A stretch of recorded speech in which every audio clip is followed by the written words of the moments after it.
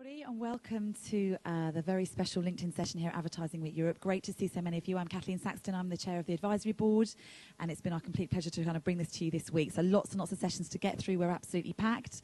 LinkedIn have been a huge supporter of Advertising Week in New York, which has been running for the last 10 years. So ever since LinkedIn was formed, they've been a big supporter, which has been a joyful thing to have.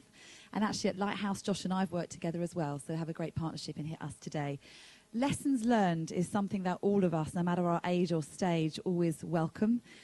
Josh has an esteemed panel of guests for us today, which I'll introduce in just a second. The best piece of advice I ever got was if you're about to get bollocked, or indeed you're about to get sacked, the best thing is to try and whistle, because if you try and whistle, you can't actually cry. It's held me in very good stead. Josh, everyone, enjoy the session. We'll see you very soon. Thanks, Kathleen. Hi, good morning, everybody. Welcome, and thank you for joining us. I hope that you've or have been enjoying the inaugural Adweek Europe. Kathleen and Matt and the team have pulled together a tremendous agenda, and as well as today's session, I'm looking forward to seeing tomorrow the original character from Catch Me If You Can, Frank Abagnale, talking about, of all things, data privacy. So it should be a good session. Our mission at LinkedIn is to connect the world's professionals to make them more productive and more successful. And at its core, that's about helping professionals around the world be the very best that they can be at their chosen profession. One of the ways that we do that is through delivering relevant insights, relevant news, relevant thought leadership to our members on a daily basis. About 6 months or so ago, our product team in Mountain View were brainstorming ways that we could deliver more value to our members under this banner of insights. And one of them came up with what at the time was a rather lofty proposal to reach out to over 250 of the world's business leaders, entrepreneurs and philanthropists to ask if they'd be willing to share their thoughts on a weekly or bi-weekly basis with our 200 million members around the globe. Today, we're incredibly fortunate to have everyone from Barack Obama to Richard Branson, Meg Whitman, Arianna Huffington, and our very own James Caan.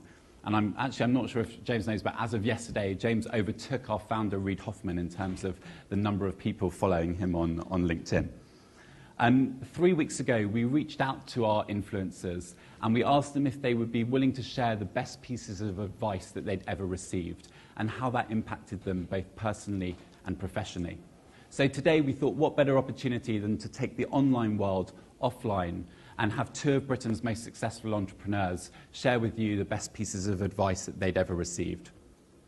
For those of you with young children, and for those of you with sort of young nieces or nephews, with friends with kids, there's no way that you would have walked through these people's kitchens without seeing Annabel Karmel's books on the shelves. I was chatting to a couple of, I don't have children, so I was chatting to a couple of friends over the weekend who described Annabel's books as their Bible when they were raising their children.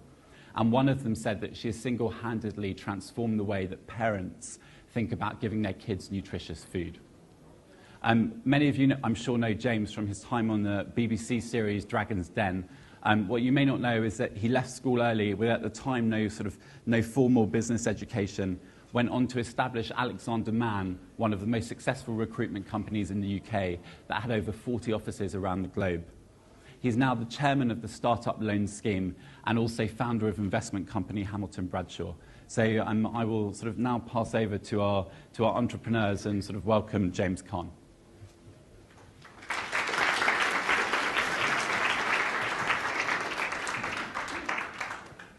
Are we going into the video, or are we just going into... Yes, we should be going into a video.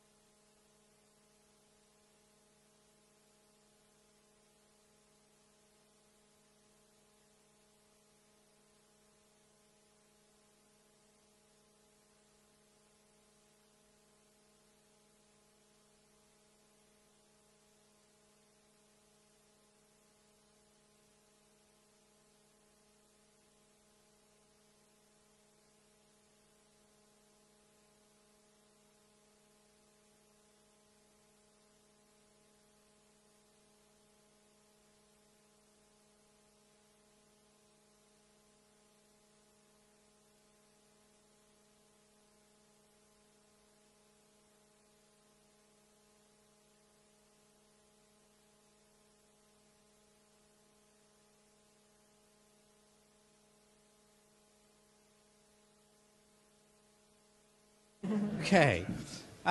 So what I thought I would do is take you very quickly through technology when it works and see one of my slides comes up. Josh, what do I do? Press the green button? Observe the masses. There we go. Okay, good morning, everybody. So LinkedIn asked me to join you this morning just to share a little bit about my journey and a bit about my experience. So my first slide is really my kind of basic philosophy of business. When I left school at 16, I said to my dad, I don't want to join the family business. You know, if there's one piece of advice, Dad, you would give me, what would it be? And many, many years ago, his theme was observe the masses and do the opposite. And that's pretty much stayed with me throughout my career, where I've just learned that in business in general, whenever you see everybody going in a particular direction, the general answer typically lies in the opposite area. And I've carried that through, whether I'm buying property, whether I'm investing in the stock market, whether I'm investing in sectors. Generally speaking, if you're following the herd, it's too late because the opportunity's gone. And therefore, that's always been a very keen part of my philosophy.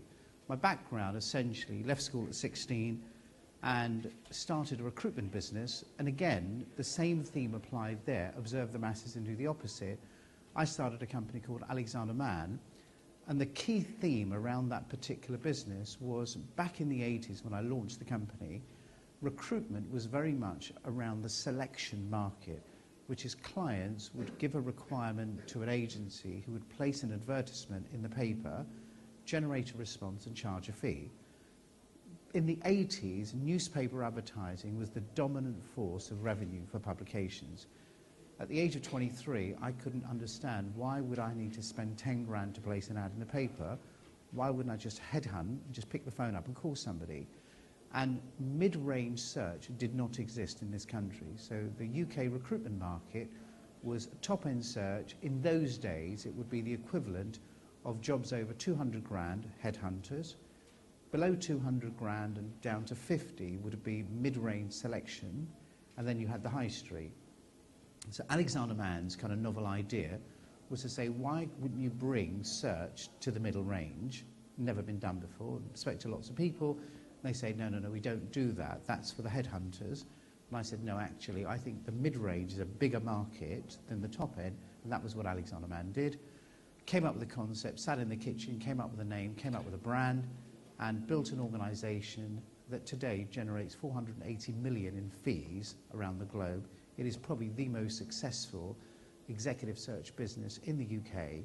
And today, not only does Alexander Mann do executive search, but a lot of the businesses, what it's done is pioneered it was one of the first companies in this country to go from what we call transactional recruitment to outsource. So we were the first organisation in this country that went to a Vodafone and said, rather than you giving me a vacancy, why don't we become your strategic partners and do all of your recruitment entirely in the UK.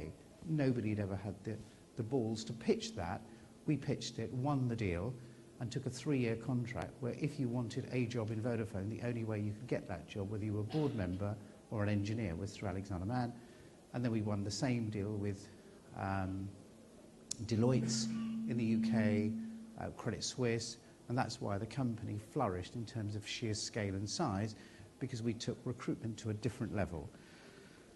Did that and then sold the company and found myself in a situation where I look back on my career and the one gap that I had left that I'd never really fulfilled was I'd left school and didn't really have a formal education, went to Harvard Business School and just wondered what could I have achieved if I'd had an education, and on the back of Harvard had the inspiration of essentially starting my own private equity firm and launched a company called Hamilton Bradshaw, which today owns about 40 recruitment companies in this country, turning over just under £500 million a year.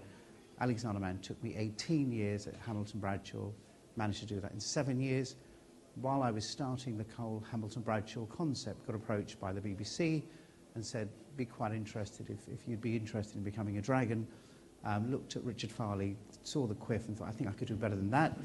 And really replaced Richard and was there for 4 years, did 4 seasons, met about 1,000 entrepreneurs, back 14, spent about £1 million on the show. Amazing, amazing experience. Best thing I could ever have done. The reason why I stepped out of Dragons then, simply because I'd backed 14 businesses I'd already owned 25 of my own. So to try and run 40 businesses, I just felt was I felt like a bit of a deal junkie. I wasn't spending enough time with the businesses, and therefore thought if I did another show, all I'm going to do is do another 5 deals that I couldn't look after, so decided to step down. Stepping down from there, it gave me the opportunity to kind of expand the quality of work that I did with some of the businesses. One of the things that I thought I'd do is share with you one that went wrong. So it's all very great standing here and saying, is it all wonderful? But I think every entrepreneur goes through a period where you get a few things wrong. When I started Hamilton Bradshaw, decided that I was going to invest in a whole range of different sectors. I was offered an opportunity to buy a sandwich chain called Benji's. Some of you may be familiar. Got a call from KPMG. They called me and said, I've got this fantastic business. It's been around for 25 years, turns over 50 million a year, got 120 stores, and it's going cheap. It's losing money, but you could buy this. And the question is, James, can you turn some of that 50 million a year into profit? I thought, I'm a really smart entrepreneur. I've been doing this all my life. Everybody tells me I'm great. Of course I can turn 50 million into a profit. So I bought the company. It's losing about £100,000 a week, and went in straight away and thought, this stuff's a bit cheap. Maybe I could do more with the brand. So I started introducing salads and realised that if people wanted a salad, they don't go to Benji's, they go to Pret. So that didn't work. So I lost probably another £500,000 with that crazy idea. Then decided that maybe I should put the price up, because if I'm not making any money, maybe increasing the margin by increasing the price would work. Tried that, that didn't work, because the minute I put the price up, everybody went, to Marks and Spencer's, and they said, if I'm going to pay that, I can go somewhere better to buy that. So that didn't work. Lost another £1 million doing that. Then thought maybe I'll change the brand. So went to a PR marketing company and said, what about if I just change the brand? They said 120 stores, fascias, signs, carrybacks, marketing, etc. That's £7.2 million. I thought, can't afford that, and then decided to put my hand up and say, that doesn't work, I'm going to can it. So lost 2.6 million in funding losses, another couple of £1 million in crazy ideas, plus what I paid for the business. Smartest decision I made was when I quit and said, I can't do this. Biggest lesson I learned is, again, too many people in business or entrepreneurs believe that the time you quit is when you run out of cash. And sometimes you've got to be stronger than that and say, no, you stop when you realise it doesn't work. But don't carry on just because you think you've started it, because it's a bit like gambling. You're in a casino and you just want to throw more money to get back what you've lost. I just took the view, sometimes in life, this is not for you. And retail, cheap sandwiches, not me. Didn't work. One of the greatest things that I've learned in the business really is some of the things that I've done where technology has massively, massively impacted the business that I run today. And I think when I look around, so many businesses, I think certainly if you're in the advertising world, your clients, the biggest issue has been, I think, the client's ability to accept change that's happening in the market. And I think the role that the advertising industry plays is educating its clients not to be afraid of some of the inventions in the market. So I'll give you a quick example. I remember 20 years ago, I was approached by Monster, and I was running Alexander Mann, and they said, we're launching Monster, we're introducing job boards, and we're having this conference. I turned up to this conference, and I swear to you, when I left the conference, I was shitting myself, thinking my industry is about to end, because they were going to introduce this concept where you could place a job, advertise it for £100, the clients could get it, we could get it, and we were spending 10 grand on advertising, per job. The market was very much around that way, and they had introduced what you call disruptive technology, which literally, at that time, you believed it was going to end. Interesting enough, roll forward 5 years, what actually happened was that the recruitment industry improved its margins, because the recruitment industry was the biggest spender of advertising in the press, and my advertising went from £1 million a year to 100 grand a year. But it didn't change the business model at all. In fact, it enhanced the model. And I think if looking back today, I would have done much better if I didn't panic and embraced it. I remember when LinkedIn was introduced, everybody freaked out and thought, oh my God, you imagine in recruitment, your biggest asset is your database of candidates. So, you know, we pride ourselves that we spent 20 years building this amazing database of 100,000 top quality candidates, which is the asset we own. And when we sell the company, we're so proud of that. Now you can have Jackie starting, you know, a recruitment business in a bedroom and has got an access of 200 million of the world's best candidates available to her for free. So all of a sudden my intellectual property has just gone out the window, my valuation model has disappeared, and of course immediately you're thinking that's real disruptive technology that could really destroy the market. Has it actually destroyed the market? No. It's enhanced the market because employers still don't want to do the job. They'd rather pay a fee to get somebody else to do it. And what's actually happened is recruitment companies have become 10 times more efficient. So therefore, to me, a lot of disruptive technology, before you panic and run, sometimes it's actually quite valuable to embrace it and say, how will this enhance what we're doing? We recently launched an app. Again, you know, I'm not really in the app kind of market. I'm not that kind of trendy, geeky, whatever. But I had a young guy working in the office who said to me, actually, one of the ways that I think we can generate more business for the firm is if we share some of the ideas that we have in building businesses. So we launched the Caan Business Secrets app. Our target was to try and get 10,000 businesses to download the app, which would allow us the opportunity to share knowledge, share ideas. The app's been launched, I think, 6 months. We've had over 200,000 people download the app. Apple did a recent monthly magazine. It's ranked in the top 100 in the world. But what that app has done has generated more deals, more leads than we've ever seen in our history before, just by attacking the market in a completely different way. So one of the key, I think, ingredients that we've had is we've been able to embrace change much better and not be afraid of some of the things that are available on the market and say, what can you do to enhance the business that you have? And literally, we're just currently doing an upgrade of the app. We're having learned what we have, because technology, the beauty is you can track exactly the sections people watch, what they like, what they didn't.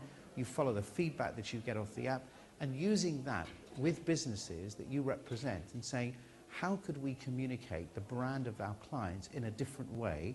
How could we, funny enough, when we launched the app, the idea was we wouldn't charge for it because we decided that volume was better than making money. The minute we launched the app and it hit 100,000, we were approached by NatWest that said we'd like to sponsor the app. And actually, we ended up making more money through the sponsorship than we could have done by charging for the app. So it's interesting, if you were creative, that you financially, we still ended up doing better. And the fact that it's free means the volume is much greater. I think once we upgrade the app, we probably may be in a position where we could probably do better just by keeping it free, because we could add more bolt-ons to it. So certainly I think in my career I found that creativity and certainly technology and the way that you communicate your brand, your marketing, your clients, there's a lot more that you could do. I just think a lot of people sometimes are just afraid of the whole concept of change and doing it differently. I think one of the things that I'm doing at the moment, which really has, I think, kind of transformed my view on the whole space of entrepreneurship, is 6 months, the government approached me to say one of the challenges that they think that we face as a community in this country is we have too many young people right now who are really smart, well-educated, but out of work. And I think the problem is the biggest challenge that we face as a global community. If you go around the world, you look at the Middle East, you look at Europe, in Spain today, 52% of young people are out of work. So I do think it's a genuinely massive problem. And what they've said is there's a number of initiatives they're working on in terms of creating employment. But they said, what we'd like to do, James, is approach you to see what can you do to help engender a much more entrepreneurial culture in this country. Margaret Thatcher, 20 years ago, said that Britain is a nation of shopkeepers. We have the DNA, we are creative, we're very enterprising. The biggest challenge young people have is they've got no money to start a business or to make an idea come to reality. So Cameron approached me and said, look, why don't you start a program to help young people? So we launched the company called Startup Loans, and this is basically a concept where they've given me £82 million to invest in young people. So what I do is I go around the country meeting lots of young people who are inspirational, creative, who've got an idea, they want to start a business. I then meet the individuals, match them with a mentor to give them the one thing I think they lack, which is the business experience, give them the capital, and we had a 6-month pilot from September through to March, where I was hoping to have started 50 businesses, so 500 businesses. They gave me a budget to do it. We will close March in our pilot with a target of 500 businesses. We'll close with 2,400 businesses I would have backed in a 6-month period. The government have come back and have given me an extra £30 million, so 82 has become 112, and we've got an extra 40 million in year 2.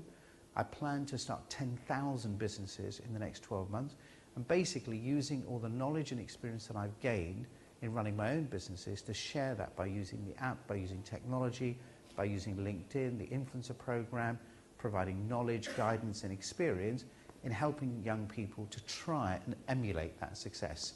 So I think there's a lot that can be done. I think there is a lot that is being done. I think the key for me is, having the ability to think outside the box.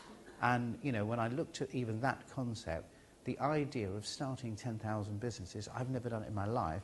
At Dragon's Den, I met 1,000 entrepreneurs and back 14.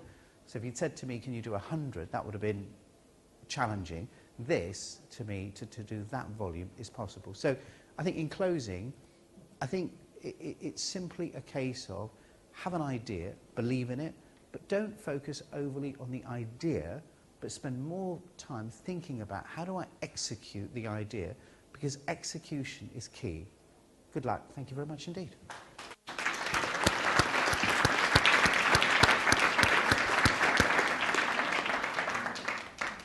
Handing over to the glamorous Annabel Karmel, clearly.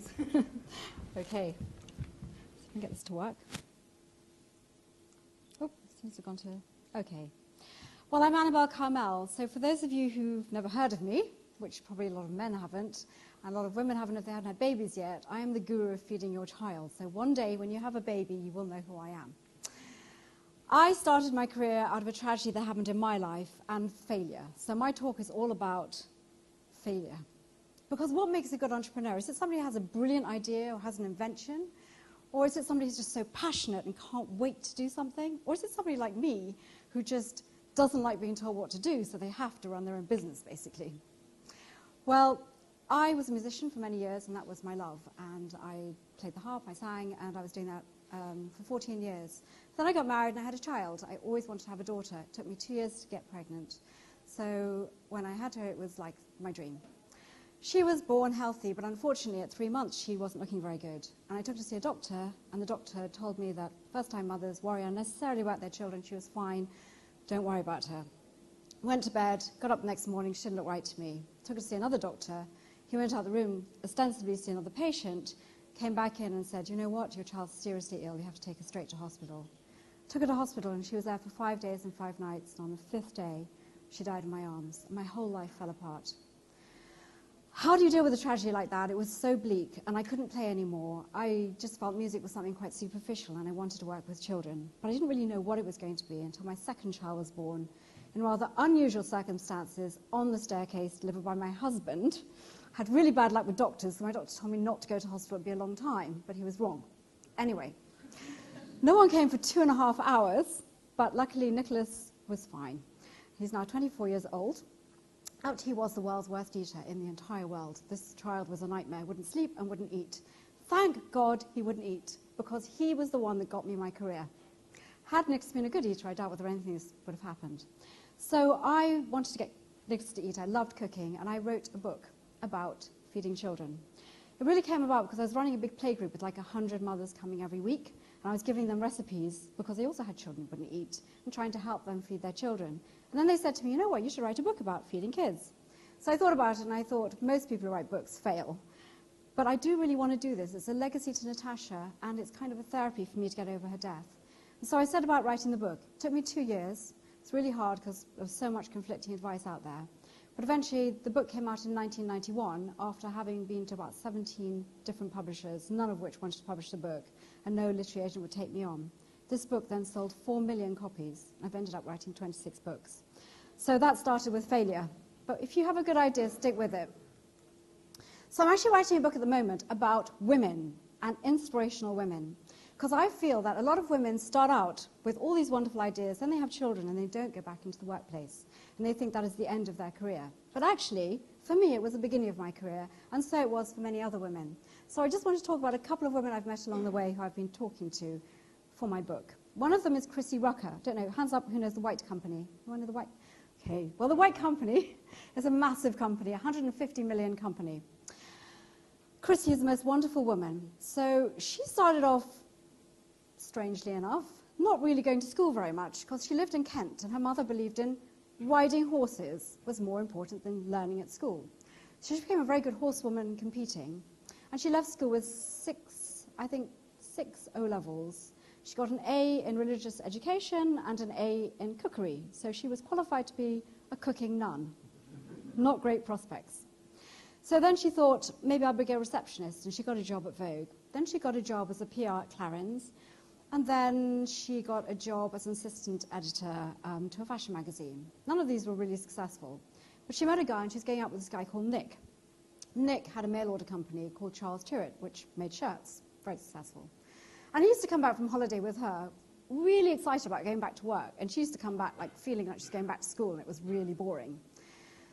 So he bought a house, and she thought I would demonstrate to him that I could be good wife material, and I will do up his house. So she had this brilliant idea, I'll do up this house all in white. But when it came to looking for white, it was either incredibly expensive Ralph Lauren or Chinese, really bad quality white. And she found it very difficult. But eventually she found some suppliers. And then she thought, it must be difficult for other people to find white as well, and it's such a great colour and everybody likes it, but you can't find it unless you're very, very rich. So she eventually found some of the suppliers that made things for Ralph Lauren and decided to set up a mail order company called the White Company. And it all went very well for the first year. And then, unfortunately, the roof came off the factory that's making all her products, and she lost everything, and she ran out of money. But she had entered a competition a few months earlier about a young businesswoman, and she won £5,000. So with that £5,000, she tried to build up her business again. And the rest is really history. She has become one of the most successful women in this country, and has 4 children as well, and built up an incredible company. And her motto is, if you fall off a horse, get straight back on it. So the other woman I interviewed is Diane Thompson. For those of you who know about Camelot, the National Lottery, Diane Thompson runs the National Lottery. She's a very feisty northerner. She's a little bit shorter than me, in fact, but very powerful. And she was doing well with the National Lottery, and then the second bid was coming up, and Richard Branson and Diane were bidding against each other. And the regulators decided that neither bid was good enough, but they were going to give Richard Branson a month to improve his bid. Now, Diane Thompson thought that was terribly unfair. After all, she'd been running the National Lottery with a single-purpose company that employed 800 people, all of whom would lose their jobs if they lost. And if neither bid was good enough, why didn't they give them both a chance to rebid? So she went to the regulator, and she went to judicial review, and the QC told her that she had less than 20% chance of winning. But nevertheless, she went for it. And yes, she did rebid, and yes, she did win. And Richard Branson, the first time he met her, his words were, God, you're short. I think he learned to regret that. So failure, embracing failure is one of the most important things you can do. I think one of the reasons why people don't become entrepreneurs is because they have a fear of failure. And an entrepreneur is somebody who will take a calculated risk and know that the risk is there. But nevertheless, it won't stop them. So one of my failures is baby food. Well, a particular type of baby food. All my books are on baby food, and most women in this country use my books to feed their babies. So I thought, baby food is in the dark ages. Most of it has a shelf life of 18 months. And so by the time your baby eats it, it's older than the baby. That can't be good. So why don't I do some fresh baby food? Bad idea. Well, I thought it was a good idea, but ended up a bad idea, in fact. There is no electricity, unfortunately, in the baby aisle of the supermarkets, which is why all baby food is ambient, i.e. room temperature, whereas the rest of us can eat fresh food, babies cannot. So I launched my food in the adult aisle, where no mothers go to look for baby food, and therefore the wastage was so great that this really good quality food, the best quality it could be, failed. But I did end up making ambient baby food, which has been really successful, and ranges of children's food. So we are one of the biggest in this country now in children's food, and we supply all the major supermarkets. And like James, I've embraced technology. We have a very successful app, one of the most successful food and drink apps in this country. So not just products, but apps, ebooks, and all of that. Another person I interviewed was a girl called Thea Green. Hands up if anybody knows Nails Inc. Good. No men, but some women know Nails Inc. Well, Thea is an amazing woman. So Thea was a very successful journalist. And she's doing quite well in journalism, and then she became beauty editor of Tatler magazine. She loved her job, but it was appallingly badly paid. And she thought, I'm working all hours of the day and night, but I'm never going to make any money in this particular sector. So her boss was American, and she used to do a lot of shoots in New York. And she noticed that women going in and out of these like nail bars didn't make appointments, getting their nails done in 15 minutes. Nothing like this existed in London. She thought it was a good idea. So she came back to London, and she looked on the internet for people who could make nail varnishes, and she got some money together, and she set up the first Nails Inc. She now has a 25 million company, one of the successful companies, and an incredibly successful nail varnish company. And her attitude is, you can do it. Anyone can do it. And it's the same with Diane Thompson. Try, because most people who try, very often they do succeed, even though they think they might not. So what makes an entrepreneur? Is it being an inventor, or is it just coming up with an idea and doing it better than anyone else? And I think what puts a lot of people off about becoming an entrepreneur and giving up a steady job where you're getting a salary to this scary place where, unless you are successful, you will make no money, is that you don't actually have to be an inventor. All you have to realize is there's a gap in the market, and there's something I could do better than is done right now. And that's all I did. Now take the example of Celia and Edward Atkins. I don't expect any of you will know who they are. But there was a company called Avent, and Avent made bottles for babies. Now all bottles for babies had a neck this big, really small. And you had to fill that with powdered baby milk. So it was really hard. So this couple, when they had children, they decided to invent a bottle that had a big neck, about 3 times the size of the ordinary neck. They sold their company for £300 million just because of that. So you don't have to be a genius, you just have to see a gap in the market. And I guess what I'm doing right now is, I've been successful in the field that I am, which is important because it helps children have a better quality life. I really believe that what you feed your child today will determine their future tomorrow. I'm just about to get involved in school meals in this country, which have not really succeeded under Jamie Oliver, but I'm sure things will get better. So I spend an awful lot of time out there amongst people, talking to people, because you learn so much. Someone once told me that when you're talking, you're not learning anything. It's only when you're listening. And I think that's true. And James told me once a really good piece of advice, which I will pass on, which is, if you have a really good idea and you tell people about it, and then you say to them, what do you think about it? They'll probably be very complimentary. But if you then say to them, well, I've got this really good idea, but why do you think it might fail? You actually might learn something. And embracing failure is what will make a good entrepreneur. It's easy to cope when things are successful. But how do you cope with failure? And how do you turn failure into success? And how do you look failure in the face and decide, you know what? I'm going to do it even though I might fail. Because if you don't reach for the sky, you'll never get there. And so to end, I just want to show you some other people who failed, who eventually did quite well. For example, James Dyson.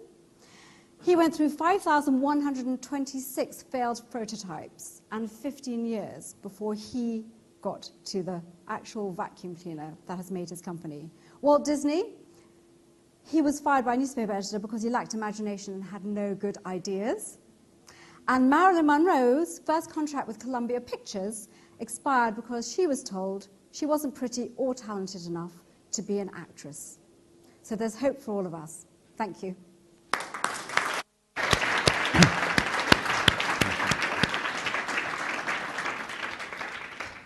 Thank you both very much indeed. So we're going to sort of kick this off with a couple of questions and then hopefully sort of take some questions from, I'm sure people have them in the audience as well.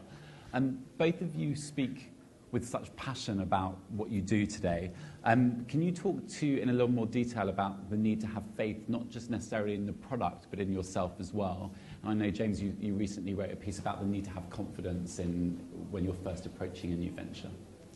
I think it's probably one of the most important ingredients I think you need to have to be successful, not just as an entrepreneur, but I think in life in general. And I think if you don't believe in yourself, then how can you on earth think somebody else may believe in you? And I think whatever it is that you do, sometimes if you don't believe in yourself or you don't have confidence, it's not because you're no good.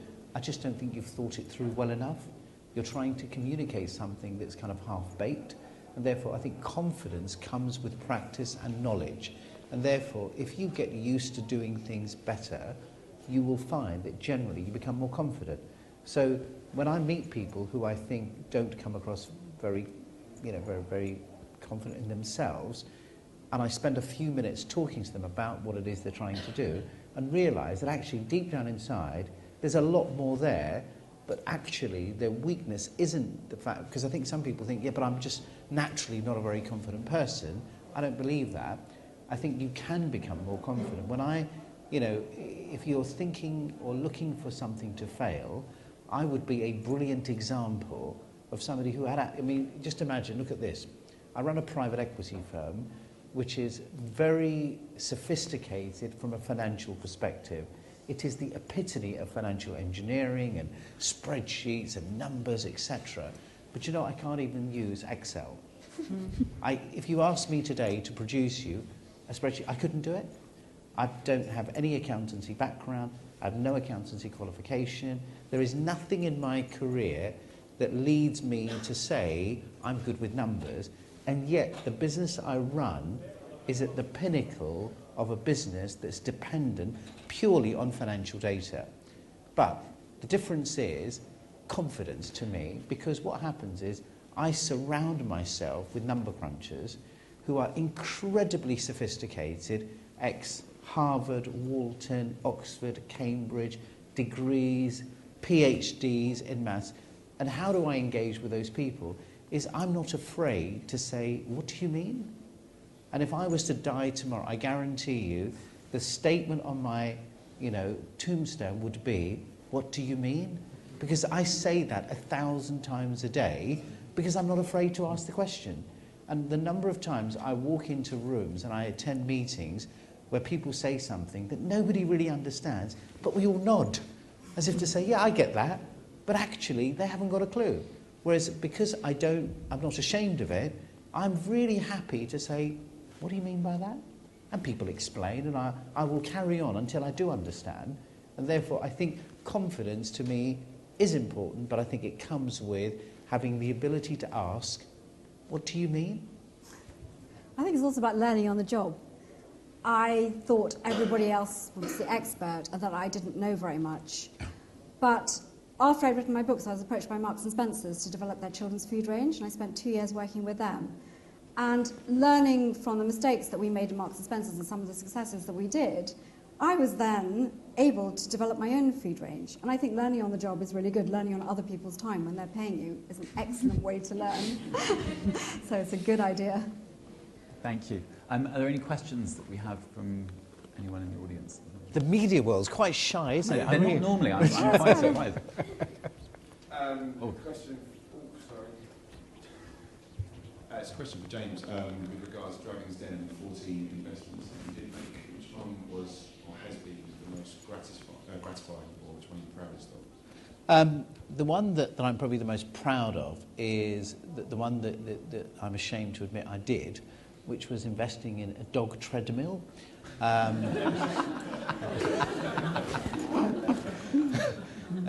But I will tell you a quick story about how that happened. When I did the show, I don't know why, but for some strange reason, I thought that when you went on to Dragon's Den, you arrived, and every morning the BBC would give you a pack. So these are the entrepreneurs you're going to be meeting, there's the CVs, and there's the business plan, etc., etc. And I just assumed that these are smart people who make smart investment decisions. I genuinely didn't think that you literally turned up at 9 o'clock, sat on the chair, and it was action camera, a guy walked up the stairs, 20 minutes, and you gave him 100 grand. I just thought that was ridiculous. So when I arrived on the show, I sat and watched, Peter, Duncan, Theo, etc., and they were literally shelling this money out. after 20 minutes. And I thought, what a bunch of muppets. I thought, this is like our own cash. How could you do that? Anyway, so I sat the whole week, 5 days, didn't do a deal, because I honestly thought they were taking the piss. I thought, I'm the new guy, this is one of those, let's just kind of wind him up a bit, because eventually he'll invest in something stupid. And yes, I did. No. Anyway, so Friday morning, at the end of the week, I'm getting dressed, and my wife says, so how's it going? I said, actually, not great. I said, you can't believe what these muppets do in there. They actually see people with these ridiculous ideas, and they're just giving out this money. But there's no business plan, there's no CV. I mean, it's ridiculous. And she said, darling, please, do understand, there's 6 million people watching this show. You can't sit there and not invest. What will the neighbours say? What will the family She really cared. Anyway, so as I'm driving to Pinewood Studios Friday morning, I kind of decide that maybe she's got a point. I can't sit through this show and not do a deal. So I need a plan, I need a strategy. I'm going to make an investment. And the plan and the strategy was that the first person who walked through the door, I'm just going to give them the money. And she was the girl with the dog treadmill. And actually, joking aside, when she came on the show, she'd sold 25 of these machines the year before I invested, and she bought them for £350 from Taiwan, was selling them for £1,700, amazing margin. And because I'd made the investment, and Peter Jones said to me, I'll eat a dog biscuit if you can get any of those to sell. And in my first year, we sold 493 machines. And the second year, we sold 800. I was wondering who's going to buy a dog treadmill? Because dogs like to go out and smell things. It's the whole point of going out and socialising with other dogs and on a treadmill. They're not going to be happy. I mean, I've got 3 dogs, and you put them on the treadmill, they go mad. Yeah. No, we did find a lot of mugs. No, joking aside, stop it. No, we came up with a great concept. So the Guide Dogs Association bought a load. We sold a load to the army. We sold a lot to customs. We're doing really well in Sweden, where a lot of people in apartment blocks who don't have the opportunity of taking the dog out. So I don't think it's you replace it. I think you're giving an option, and I think some people just think dogs shouldn't be fat, and a treadmill's not bad. So I think, Presumably they can't escape once they get on it, they clearly can't jump not. over it. So, I was just determined to prove a point, because I didn't want to eat a dog biscuit from Peter Jones. A question for you, Annabel, and then for James. So James mentioned a couple of weeks ago in an influencer post how important it was to keep an eye on number one, so to keep an eye on the CEO in the company. Did I say that? Yeah. I think you were talking about sort of people having regular reviews in a company, but ultimately it's also the CEO that needs to be reviewed at some point as well. So I guess my question to you both is, who ultimately keeps an eye on you? And well, I am the CEO, so that's quite difficult. I suppose I keep an eye on myself, but I do have somebody helping me. And who do you look to for mentorship, sort of as it relates to that, and guidance, and someone willing to give you feedback? That's a really good point, because it can be quite lonely, running a company. And I think it's really important that everybody has a say in things. Some people can feel it's too stupid what they're going to say, but nothing's stupid. And if you're employing people, you want to make them feel important. And I'm always listening to my staff, and sometimes you forget to praise people when they do things really well, but you tell them off when they don't do things, and that's really important. But for me, I had no business training at all. I wrote a book that was successful. I then didn't proactively do anything with it. I was asked by different companies to work with them, and I eventually did a food range, but I knew nothing about supermarkets. So I learned on the job, and I don't think there's any better way of learning than learning on the job, and I think, to be honest, I could have sold you Benji's, wouldn't have helped me at all. And it's just changed so much what's going on right now in business and dealing with supermarket buyers. I think, losing sleep is like thinking, I've got a meeting with Tesco and how much are you going to ask me for a listing fee? Can we afford it? And it's like, it's very difficult out there right now. And it's very hard to get advice, but I would say in my business to maybe talk to somebody and get an executive chairman who has very good knowledge of retail. Because, our main money is now made in developing ranges that we sell into supermarkets. And they're ruthless. I was going to say, are you concerned that the supermarkets wouldn't take it on themselves? No. Interestingly, in my line of business, not. You might have noticed that Covent Garden Soups got delisted in Tesco in favour of Tesco's own label. There's an awful lot of that going on. But in children's food, where the risk factor is extremely high, they prefer to have a brand. And all the ranges like Blue Parrot, Food Explorers, all of them that the supermarkets have tried for themselves have not succeeded. People want the integrity and the trust of a brand when it comes to children's food. So in the food sector, children is a very good sector to be in. And James, who do you look to for mentorship? I think with me, it's a bit unusual. I go to my staff, so I don't believe I have all the ideas. So every decision we make in every business we're in, I call the people in the business and we debate. And we do this probably every day of the week. So every single decision that I have to make in any of the businesses, I typically, invite the people who are involved with the business, and I'm quite controversial and quite challenging, and I just debate and say, why do you think we should do this? Why don't you think we should do this? Why aren't we doing this? Etc. And I find that people on the ground are much closer to issues than people sitting upstairs. I think it's really dangerous sometimes in business where people sitting upstairs who are a bit out of touch with reality, a bit out of touch with the market, are making what I think sometimes are quite key decisions that sometimes is too hit and miss. Whereas when you engage with people actually doing the work, I think their views, my experiences, are kind of on the money. So to me, the concept of who do I go to and what enables me to make better quality decisions, I think is never forgetting the value and the importance of the people that you work with that actually do the work. And getting out there, I spoke to Karen McCall, who's Chief Executive of EasyJet. On the first day that she took her job, she took a plane from Heathrow to Madrid so she could understand what was going on at the airport. She spoke to the stewards on board, and that would be so much more important than sitting there in her office. So she was out there and she understood things, and then she could go back and talk about it. Yeah. Getting out there is really important. Thank you. I think there was a lady with a question.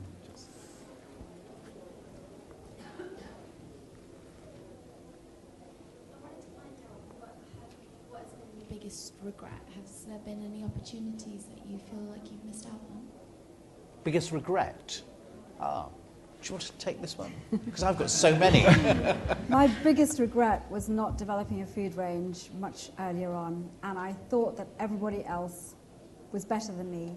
I felt there were huge companies out there like Heinz, Caan, Premier Foods, and that Annabel Karmel as an individual could never do it herself, and I was wrong.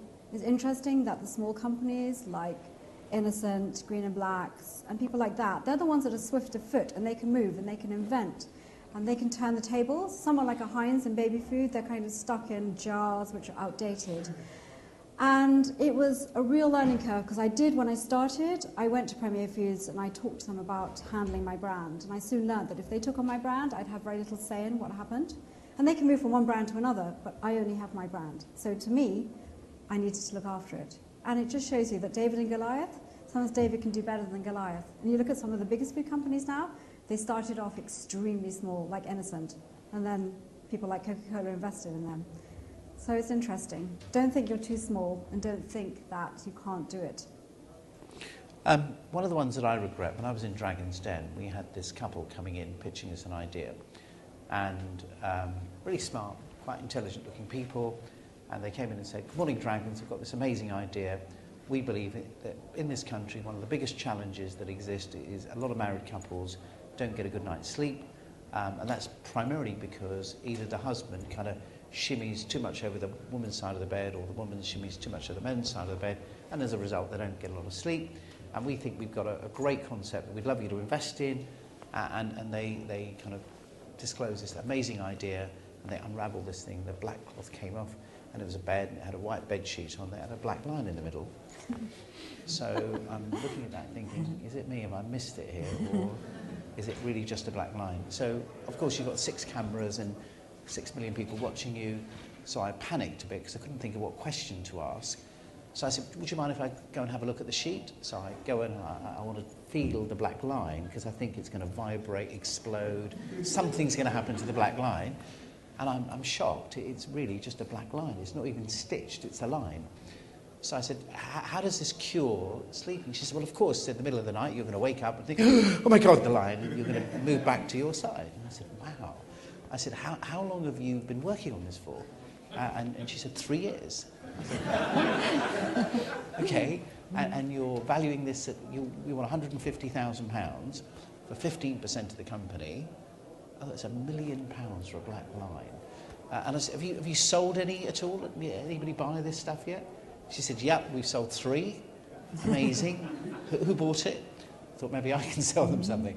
No, she said, Mum's got one. She thinks it's brilliant and it's working really well. My sister wouldn't go to bed without it. It's incredible. And we have sent one to Mothercare, but they haven't come back to us yet. So I think if I regret not investing, I think it would be the bedsheet with the black line. On that note, I want to thank you both very much for joining us today. Thank you guys for turning up.